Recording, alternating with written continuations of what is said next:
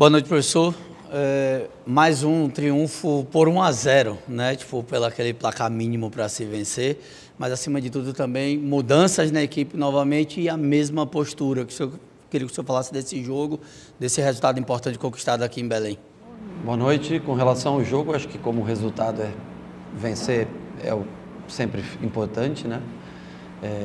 Principalmente quando você sai 6 dias fora de casa, 2 jogos difíceis. Mas como o jogo em si, nós não fizemos um bom primeiro tempo, acho que não começamos de uma maneira conforme a gente joga.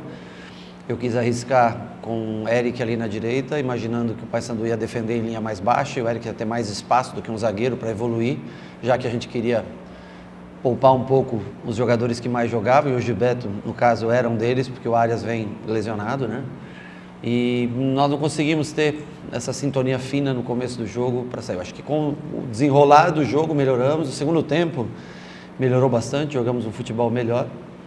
E dentro de tantos jogos em sequência, eu acho que com tantas trocas, mudanças, eu acho que nós temos que comemorar o resultado, a vantagem que nos dá para o segundo jogo decidir na Fonte Nova a classificação no próximo mês não, né? Nesse mês, no caso, porque nós já entramos em maio. Boa noite, Rogério. Luiz Antônio Pinto aqui da Rádio Liberal de Belém do Pará. Pude perceber na primeira etapa, era a sua característica isso, mas vi você um pouco mais ativo à beira do gramado, gesticulando muito com os seus jogadores, andando de um lado para o outro, demonstrando uma certa preocupação. Te pergunto, Paysandu tirou o Bahia, de certa forma, da zona de conforto na primeira etapa e já emendando a pergunta para uma segunda indagação com relação à segunda etapa.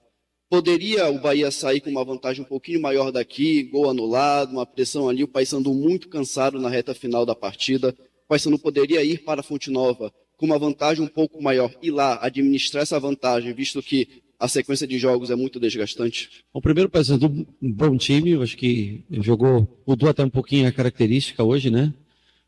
Pelo que eu havia observado, jogou muito mais em 4-1-4-1 durante todos os outros jogos. Hoje veio um pouco mais precavido. O PK fez aquela praticamente saída 3 fixa já, né? Então, assim, em cima da hora, a gente viu que até fomos buscar jogos do estadual aqui mais atrás do que a gente costuma analisar jogos para entender como jogaria. E não foi nem pela maneira como jogou, mas nós erramos mais do que o normal no começo do jogo. Erramos mais passes do que o normal. São muitas mudanças, né? E alguns jogadores, por exemplo, Gabriel Xavier não jogava há 30 dias, Michel Araújo não jogava há 30 dias. Mas nós tínhamos que botar esses jogadores para a gente poder observar, para contar com o restante dessa temporada que vai até 12 de junho, né? E nós achamos que era o jogo para a gente tentar ver esses jogadores. Então, assim, é normal, o Michel Araújo um pouquinho mais abaixo na parte física, o Gabriel sofreu um pouquinho no começo do jogo, alguns erros, mas era o que nós precisávamos. O Eric foi um experimento meu, porque eu já contava com esse desgaste do Gilberto, com a demora ainda para voltar um pouco mais do Arias, com 2 jogos por semana. Por mais que ele volte rápido, nos próximos 4 jogos, provavelmente ele não estará junto com a gente, o Arias. Então, para mim, foi poder fazer uma experiência. O Eric já tinha jogado dessa maneira no Atlético Paranaense, e eu queria experimentar ele em construção A3 para ver como ele se postava, porque é um menino que me dá a bola aérea, defende muito bem o espaço, mas faz tempo que não joga nessa função, não conseguiu exercer talvez tão bem essa função de construção, quem sabe uma função até mais à frente, jogando mais à frente ele possa fazer melhor, mas foi uma noite que nós também aproveitamos para resgatar alguns jogadores que não jogavam há muito tempo, e depois fomos fazendo as trocas, e eu acho que poderíamos sim, no segundo tempo, ter ampliado o placar, poderíamos sair com 2-0, mas no começo do jogo também nós cedemos algumas chances de contra-ataque para o Paysandu. Então, assim, acho que dentro do que nós jogamos, um placar justo. Rogério, boa noite. Saulo Zaire, Rádio Clube do Pará. Primeiro ponto, você esteve com o ídolo do Paysandu e do Bahia hoje no hotel, Robigol. Robson, queria saber um pouquinho desse papo, claro, dentro de uma descrição. E você falou em resgatar atletas. Isso automaticamente se tornou um problema positivo para você administrar a partir desse mês de maio, a volta de alguns jogadores que podem te ajudar aí no restante da temporada. Obrigado, boa noite. Bom, o Robigol é uma pessoa que eu conheci no futebol e infelizmente fez alguns gols em mim, né? Vou fazer o quê? Ele era novo, eu era goleiro, tinha que acontecer. Mas muito bom menino, sempre sempre que a gente vem aqui, acaba fazendo uma visita para a gente. Levou um sorvete bom lá hoje, rapaz, de cupuaçu com o que era? Cupuaçu com pistache, é isso? Puta vida, que sorvete bom. E pude recebê-lo no hotel. Com relação aos problemas, alguns agravam, né? O caso do Gilberto, por exemplo, preocupa bastante. Ele sentiu um incômodo. Vamos lá ver amanhã lá em Salvador o que realmente aconteceu, pelo fato de não ter o Arias já, né?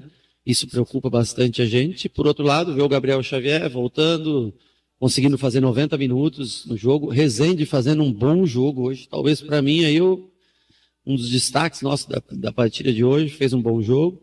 E Michel voltando, podendo ter minutos. Eu acho que nesse sentido positivo. No caso do Gilberto, se constatado alguma coisa mais grave, aí preocupa mais a gente, porque nessa posição, infelizmente, com a ausência do Arias, começamos a ficar aí numa situação mais preocupante para esses últimos 10, 11, 12 jogos, não sei quanto faltam aí para essa parada. Boa noite, Rogério. Aqui Melber Rolim, da ESPN. Então, Libertadores, Copa do Brasil, Brasileirão e também a Copa do Nordeste. Como lidar com essa maratona de jogos e conseguir manter o nível em todas essas frentes? Bom, é difícil você manter o nível de jogo, por mais que você tenha um elenco construído para isso, por mais que você tenha jogadores que façam boas reposições, mas em algumas peças, em alguns lugares do campo, a gente vem sofrendo um pouquinho mais, o que é natural da sequência de jogos, né? Claro que a gente se prepara para ter 2 atletas por posição e ter ainda, às vezes, na base, alguém que possa fazer essa função, mas com o jogo a cada 68, 67, 69, 70 horas, com viagens no meio disso, você vê 3 horas e meia para vir para cá, quase 3 horas para voltar para Salvador, chega às 5h10 da manhã. Aí você perde a noite de sono para você não vai treinar amanhã, não tem como fazer. Você só faz uma preparação sexta-feira para jogar no sábado um jogo pesadíssimo com o Botafogo. Aí você volta para a Libertadores com o Nacional. Aí você vai para o Rio pegar o Flamengo. E dali você segue para a Colômbia para pegar o Atlético Nacional. Desculpa, mas uma hora, né, desgasta realmente. Por mais que você tenha peças, não é só o físico. É muito do mental. É muito o lado mental, sabe? Agora, eu acho que o grupo tem se mostrado bastante focado, concentrado, tentando suprir todas as necessidades que a gente tem. Louvável a atitude deles. Se às vezes não joga tão bem, se não faz uma partida tão boa, mas acho que não deixa de competir. Acho que esse é o principal ponto da gente, né? Pode mudar a característica de jogo, mas a gente não deixa de competir até o final. Rogério, boa noite. Gladys do Sport News. Rogério, o Bahia vem jogando muito melhor fora de casa. Qual é esse segredo do Rogério para manter esse Bahia forte fora de casa? E uma segunda pergunta a CBF ainda está procurando um técnico. Tem o sonho do Rogério em trabalhar com a seleção brasileira ou tu já descartou isso da tua carreira? Olha, bom, primeiro eu discordo numa parte com você, eu acho que a gente joga melhor dentro da nossa casa do que fora, mas a gente vem de 2 resultados positivos contra Palmeiras, que é muito expressivo pela força que o Palmeiras tem em casa, e no dia de hoje aqui. A nossa única derrota foi contra o Cruzeiro, fora de casa, há 5 jogos atrás, né? Mas a gente tem no apoio da nossa torcida, no conhecimento do gramado, na atmosfera que cerca a Fonte Nova, a gente tem como normalmente os melhores jogos nossos são na Fonte Nova. Mas eu acho que nós, em relação ao ano passado, estamos competindo mais fora de casa. Estamos sendo mais duros nos jogos fora de casa. Mas jogando, eu acho que ainda a gente joga melhor sempre como mandante, o que é natural, você tem seus melhores resultados, normalmente como mandante. E sobre seleção, aí tá, logo anuncia um treinador, eu acho que é importante que eles façam uma boa escolha, como eu sempre falo, deem liberdade para qualquer treinador que seja para trabalhar. Há bons profissionais, tanto no Brasil quanto fora. Eu acho que não é uma besteira que não pode ser um treinador de fora.